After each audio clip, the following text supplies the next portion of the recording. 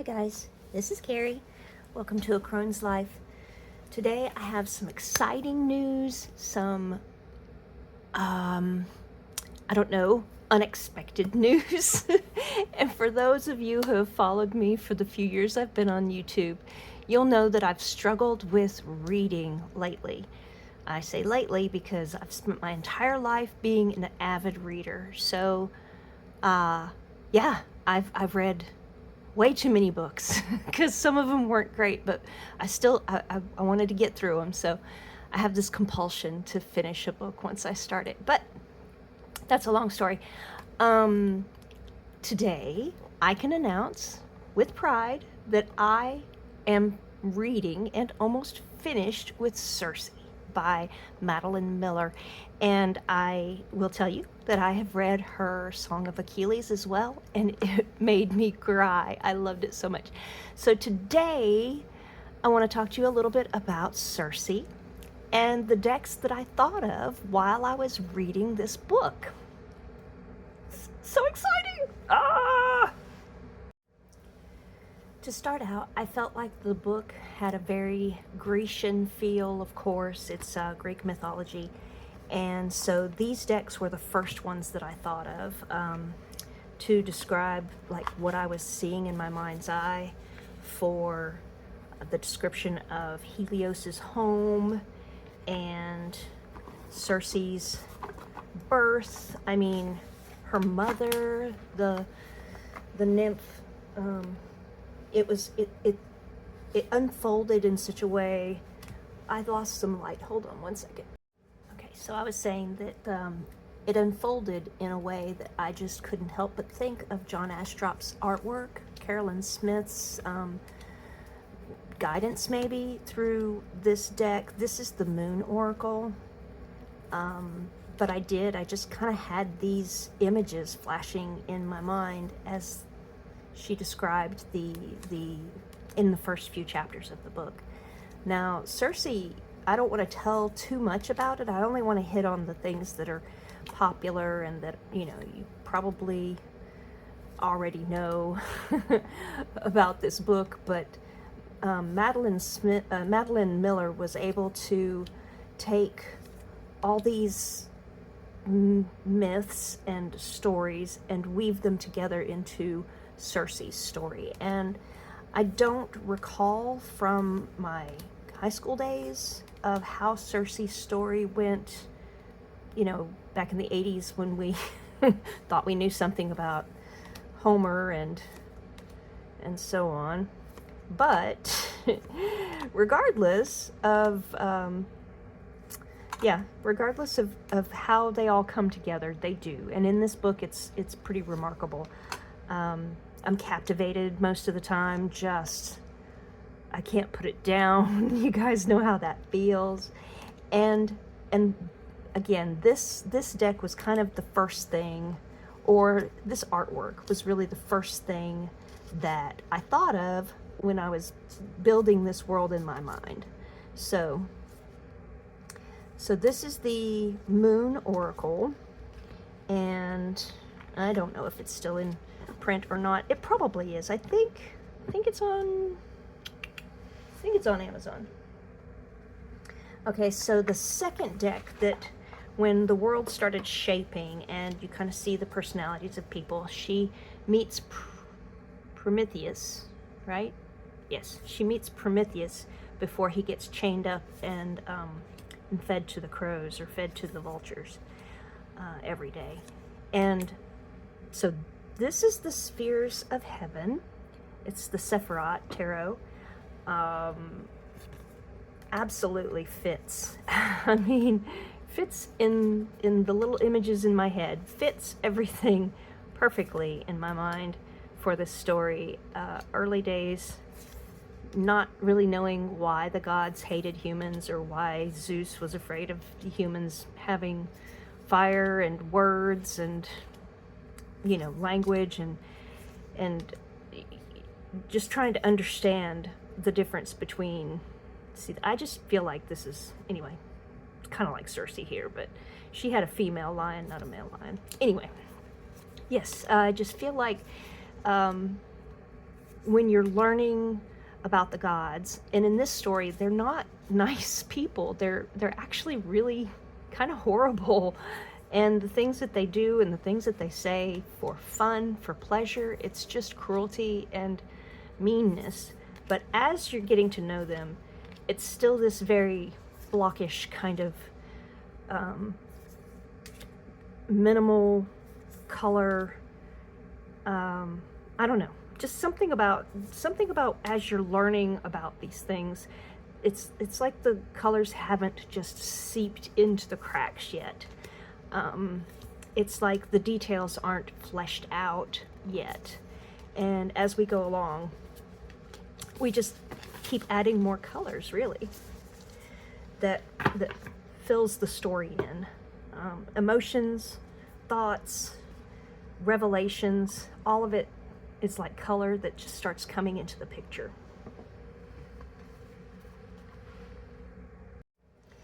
So as the story starts fleshing out, you get more details, you get more of the not idealistic view of each character. So it's not just the gods. I mean, some of it is also humans.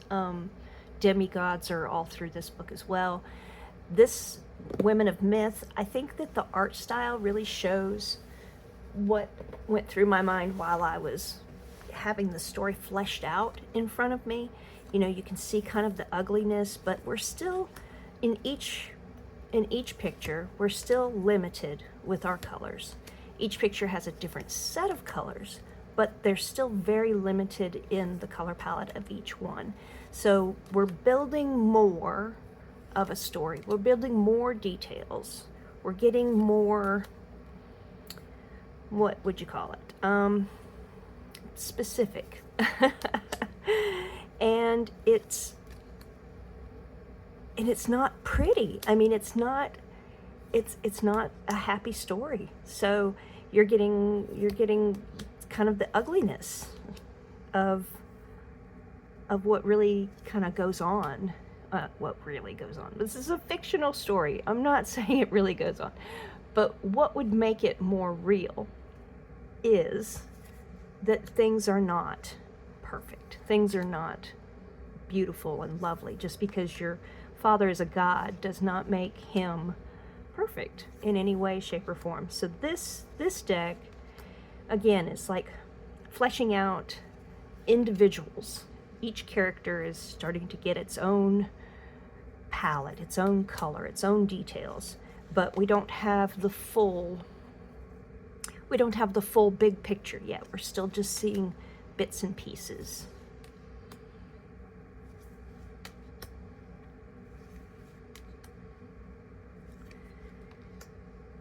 And in the beginning, I don't know how anybody else kind of felt when they were reading the book. I didn't really feel sorry for Circe. I felt like she was, I don't know, kind of dull, like not the smartest child in the class, you know? And she remained very childlike for several hundred years. Like, you know, she was alone and she just grew slowly in her own way. She matured, I should say. She matured in her own way and at her own pace. And she fell in love with a human.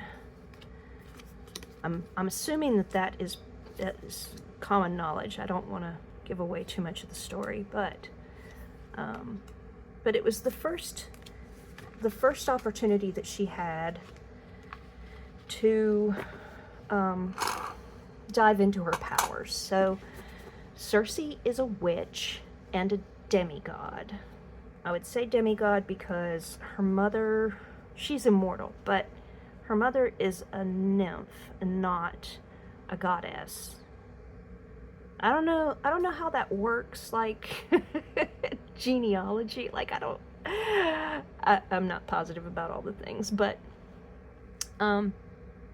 so she spent hundreds of years just being very alone. And then we start seeing a bigger picture as she starts meeting people and coming out of her shell. So the next deck I have is the Circean Tarot, and this is a new one to my collection, so I'm kind of just using this as an opportunity to show it off as well. I love this deck. It is truly beautiful. But I also saw this in the stories that Circe was telling. You could just imagine any of these guys being characters in her story, you know? Well, and obviously some of these really are characters in her story. So her father is Helios. But this deck has got the color palette all together. It's giving you the bigger picture feel. It is making the absurdity of the story look like a costume that it is. Yeah, so this is all very ties in with the other decks that I was showing you, and it also gives you that color palette that I was reaching for. And there's a bit of order and stability to all of these characters in this deck, and I feel like this is her. She's supposed to have little brown tinges in her hair, but I think she could have white. She could have red hair too. She seems like a redhead. But you know, everything's really tight. It's not sketchy. It's a design style, not a poorly drawn image. So I like the style that is depicted in these cards and how it flows with the story that I'm reading with Circe. Highly recommend all of Madeline Miller's writing, although I think her only two big books are Song of Achilles and Circe. We'll have to see what comes out. I know she's got two other, I think they're short stories. I'm not there yet. So it's so fun. It is so fun to read again. I'm so happy to have it. So this was the Circean Tarot. I got this on Etsy. And then I'm going to jump right into another deck that reminds me of Pasiphae. Her sister's name is Pasiphae. And so this deck reminds me a lot of Pasiphae because she is a tortured soul, and the only comfort that she gets is from being cruel, basically, and just having the power to do the things that she wants to do. Some of these images in this deck remind me of the animals that are on Crete, and also the ones that are on Aiaia. I think that's the name of the island that Circe lives on. Aiaia. That's so funny. But yeah, her sister's twisted and kind of, I would say, self-centered from the outside, but once you get to know like what's really going on inside her head, she's not as messed up as, I mean, she's not as mean as all that. She does mean things to help herself and to, you know, get her head right, I guess. If she can. Yeah, and I thought, oh, that's a great one, the boar. Yeah, I thought that this one really, like this right here, this just shows me all the elements that Pasiphae kind of brought out around her. And she loved her sister, but she had a hard time showing it because she was constantly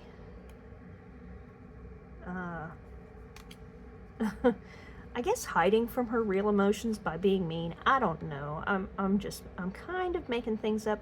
I love the toad too. But I felt like just kind of the twistedness, the beauty but not beautiful illustrations just reminded me of her. So she did some pretty crazy things in the book, I'll just say that. And there are so many reasons why I have the Lorenzi Tarot in this list. but I want to focus on the symbolism in this deck and how it relates to Greek mythology in general. So there's a common theme all through the book, which is, of course, Greek. There's wings and monsters, but the ocean is a constant in the book. Wild, overgrown gardens, boars. I should hold this up, sorry. Monsters, oh my gosh. And this deck really has all of those elements. Like, there's wings everywhere, there's the ocean is everywhere, coral, and monsters and beautiful women. I mean, even that, it just encapsulates the whole feeling of the book, I think. I don't see a whole lot of goddesses in this deck, but they're not portrayed like gods and goddesses in the book either. I mean, they're mean and fallible and not what you would consider worthy of being a god, right? I mean, they're torturing, killing people, making monsters. I keep going back to making monsters because that's a constant too. I mean, everybody seems to be making monsters in this book. But yes, the symbolism in this deck really follows quite well with the book, I think. And I'm just so happy to be reading again.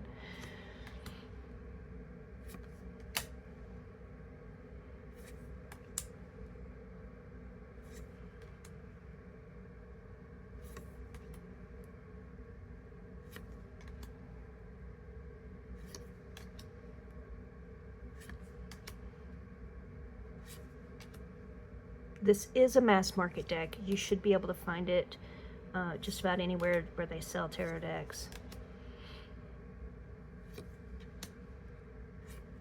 Try to remember the company that publishes it. Yeah, this is US Games.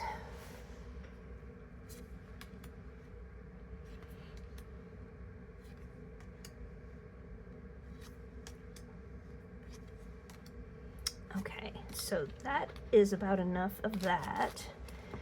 I think this might end up being my Circe deck, actually, because it really does. Like, it's not the style that my mind comes up with when I'm thinking, like when I'm building the images from the words in the book. It's not the style, but all of these symbols and all of this illustration just flows with the story, and I think this is a perfect deck for Circe. All I need is a couple of potion bottles and a whole bunch of flowers, and then this would be perfect. So we talked a lot about monsters, and this is a deck that I think has the imagery of the monsters that's appropriate for this story. Oh, I should say, this is the Fantasy World Tarot by Silvercat Editions, Silvercat Productions. It's the same people that did the Semirame Tarot, and I have the Lenormand of this, so I think you can get this on Etsy. This does really hold a lot of monsters that you're not going to see all of these in the story, but a lot of these are in the story either as slang that they use to talk to each other, or their actual characters in the story. So that's always nice.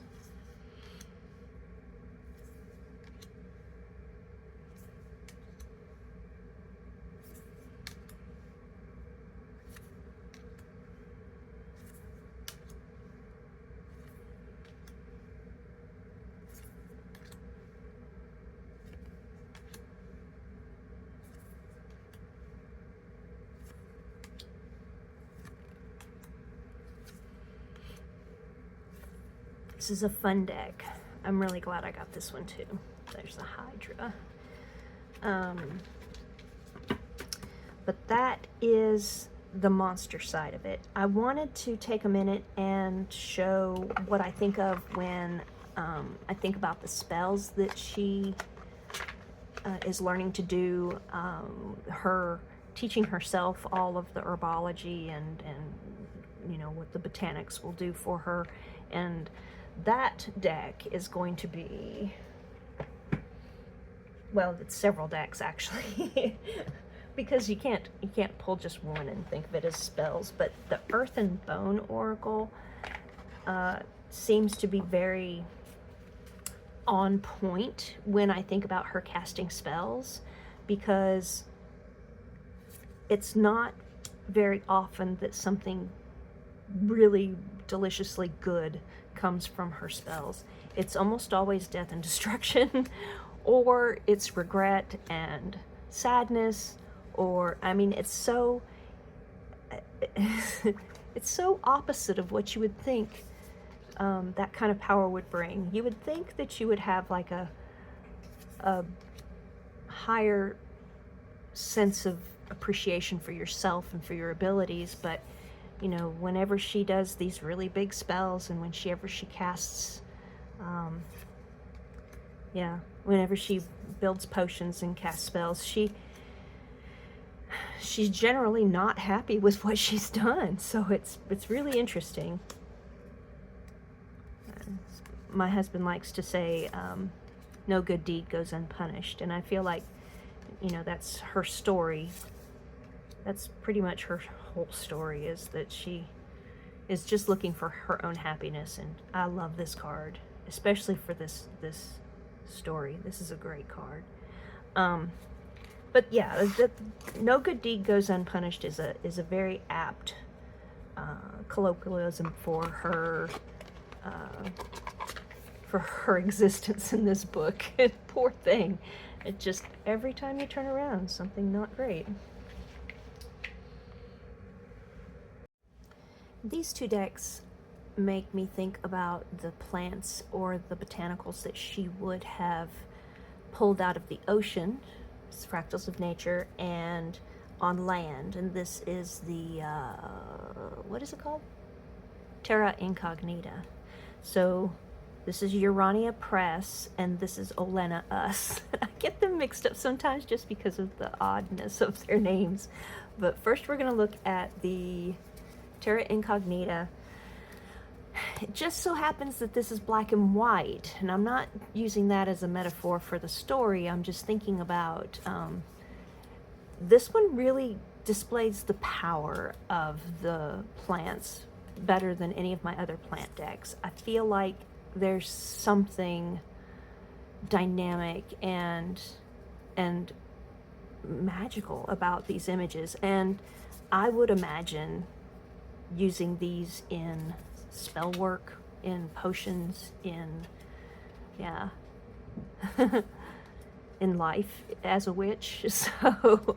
So I feel like this is appropriate for the land plants that she comes across.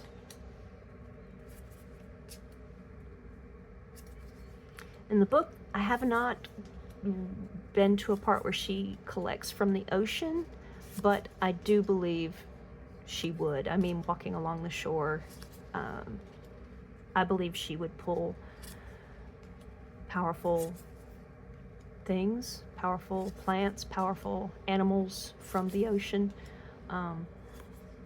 It just makes sense to me. So that's why I added the fractals of nature in here.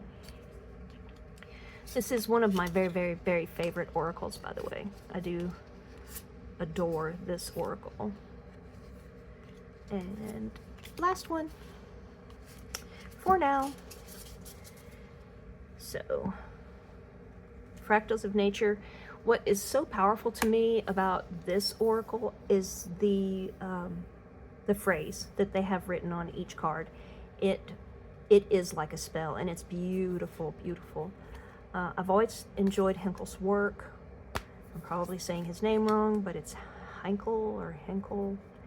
And these guys did a great job of pairing the phrase to go with the image. I'm struck. I love it. But I do imagine she would be, you know, searching on shore, or, you know, tipping over rocks, just looking to find these magical elements to use in her work. So, and then she might speak a spell, kind of like what we have written on the cards.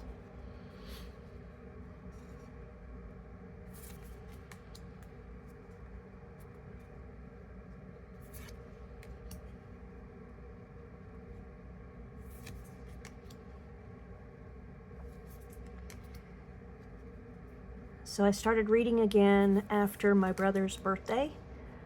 Still getting used to the fact that he's not on this plane with me anymore, and so I had a period of time where I was, you know, kind of down in the dumps and thinking a lot about him. And then my other brother had an episode. I believe he had a heart attack. We're still waiting to see what the doctors say. His enzymes came back saying that he had a heart attack, and he's okay now. He's recovering. He needs to get a biopsy done on something in his lung, and it's complicated. But, you know, reading is a great way for me to escape all the yuck of reality. And I'm just so happy to be able to do that again. And I don't know what changed in me. Maybe it was, you know, letting myself be bummed out for a while. And I just kind of collected my love for reading again and let it go. I just decided to pick up a book. Actually, the first book I picked up that I wanted to read was Cows.